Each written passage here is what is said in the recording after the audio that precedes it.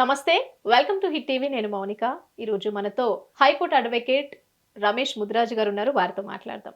Sir నమస్తే. Sir నమస్తే ma'am. Sir, ఇప్పుడు కొంతమంది అమ్మాయిలైనా అబ్బాయిలైనా కూడా వాళ్ళ ఫోన్లో అమ్మాయి ఫొటోస్ వీడియోస్ తీసుకొని ఇట్లా బ్లాక్మెయిల్ చేసే వాళ్ళు ఉంటారు. సో అలాంటి వాళ్ళకి మనకి ఎలాంటి శిక్ష పడే అవకాశం ఉండొచ్చు అలా బ్లాక్మెయిల్ చేస్తున్న వాళ్ళకి? వెల్, ఇప్పుడు మనకి ఐపీసీ సెక్షన్ ఉంది, ఇన్ఫర్మేషన్ టెక్నాలజీ యాక్ట్ కూడా ఉంది మనకి. ఓకే. చాలామంది ఏం చేస్తుంటారంటే అమ్మాయిల అనుమతి లేకుండా ఇప్పుడు షాపింగ్ మాల్స్ కానీ, లేకపోతే ఫంక్షన్స్కి వెళ్ళినప్పుడు కానీ, కాలేజ్కి వెళ్తున్నప్పుడు కానీ, లేకపోతే ఆఫీస్కి వెళ్తున్నప్పుడు కానీ, పనిచేసే ప్రదేశాలు కావచ్చు, ఇంకెక్కడైనా కావచ్చు, చాలా గ్రాంటెడ్గా చేతిలో స్మార్ట్ ఫోన్ ఉంది కదా అని చెప్పేసి వాళ్ళ ప్రైవేట్ ఫొటోస్ తీస్తూ ఉంటారు.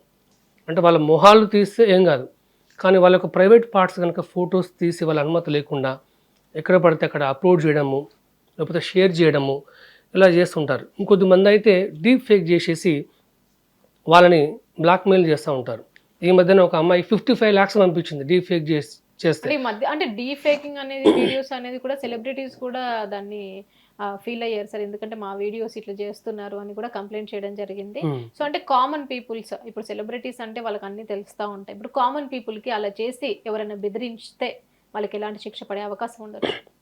ఫస్ట్ థింగ్ ఏంటంటే, ఎవరైనా అమ్మాయిల ఫోటోలు తీసినా, ప్రైవేట్ పార్ట్స్ ఫోటోలు వీడియోస్ తీసినా సరే, ఫస్ట్ టైం అయితేనేమో ఒక 3 years 1 to 3 years వరకు ఇంప్రిజన్మెంట్ ఉంటుంది. కొద్దిమందికి వార్నింగ్ ఇచ్చినా సరే మళ్ళీ ఆ విధంగా చేస్తుంటారు. అలా చేసిన ప్రతి సందర్భానికి 3 to 5 years ఇంప్రిజన్మెంట్ ఉంటుంది, ప్లస్ జైలు శిక్ష కూడా ఉంటుంది. ఈ విషయం గుర్తుపెట్టుకోవాలి first. So going forward, nobody will not take photos in case if someone is watching this video. They should be very much aware about it. Okay, వాళ్ళు తీయొద్దు photos. ఇంకో విషయం ఏం చెప్తున్నాం ఇక్కడ, మనం మహిళ అని చెప్తున్నాం. ఎవరైనా కావచ్చు, మీ మరదలు కావచ్చు, కుటుంబ సభ్యురాలు కావచ్చు, ఎవరైనా కావచ్చు, మహిళ అంటే మహిళే.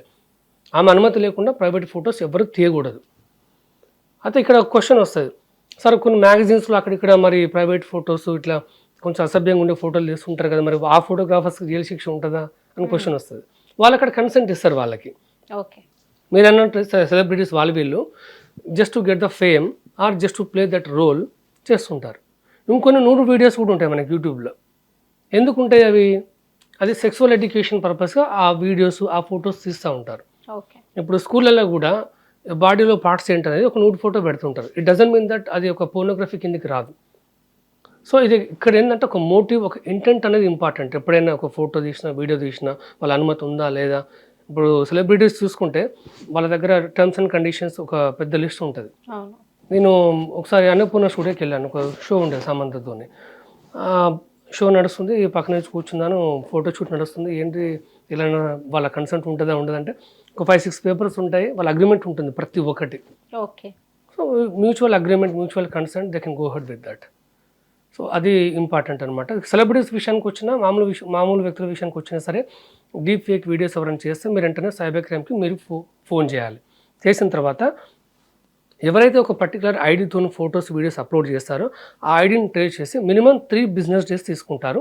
3 business days తీసుకున్న తర్వాత ఆ లింక్ని డిజేబుల్ చేస్తారు. సైబర్ క్రైమ్ పోలీసులు చేయొచ్చు. ఎందుకంటే ఈ మధ్యనే నేను కనుక్కున్నాను. Thank you so much sir. మేము అడిగిన క్వశ్చన్స్కి చాలా ఓపికగా సమాధానం ఇచ్చి మీ టైంని మాకు కేటాయించినందుకు thank you so much. Thank you ma'am, thank you.